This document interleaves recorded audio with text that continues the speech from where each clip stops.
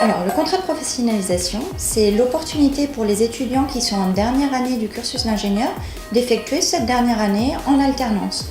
Donc c'est typiquement 4 jours en entreprise et 1 journée de cours.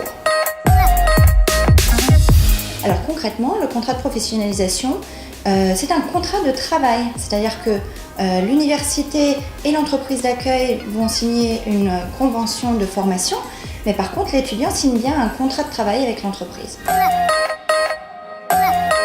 Les avantages du contrat de professionnalisation, hormis les avantages pécuniaires, puisqu'il n'y a pas de frais de scolarité, puisque c'est l'entreprise qui prend ça à sa charge, et en plus il y a une rémunération de l'étudiant à hauteur à un minimum de 80% du SMIC, c'est surtout des avantages d'un point de vue qualitatif. C'est-à-dire que là, c'est une année complète au sein de l'entreprise, ce qui permet plusieurs choses. La première, c'est vraiment de pouvoir suivre de vrais projets, de s'inscrire vraiment dans une dynamique d'équipe avec l'entreprise.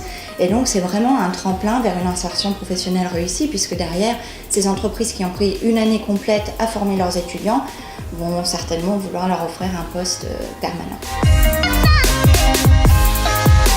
Nous allons ouvrir une nouvelle formation, une nouvelle filière d'ingénieur à l'UTT qui se nomme Management digital des produits et infrastructures.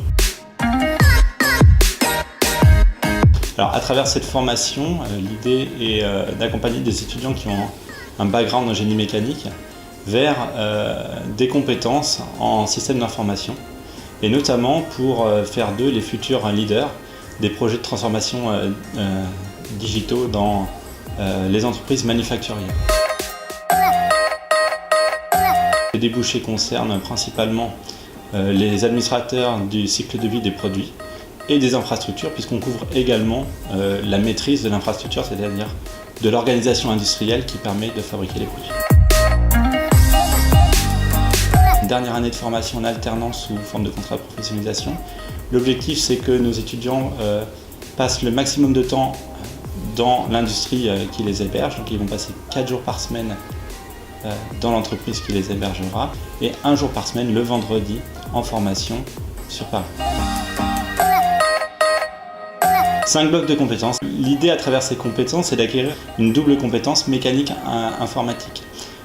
Donc il est nécessaire d'aborder d'une part les systèmes d'information au sens le plus général qu'il soit, et d'aborder les compétences un peu plus spécifiques liées aux métiers concernés par la filière, notamment la représentation 3D avancée, ce qu'on appelle modélisation 3D avancée pour les ingénieurs, le management de la transformation digitale des entreprises, un peu plus sciences humaines, mais qui est nécessaire pour amener les changements profonds que revêt cette transformation dans les organisations industrielles.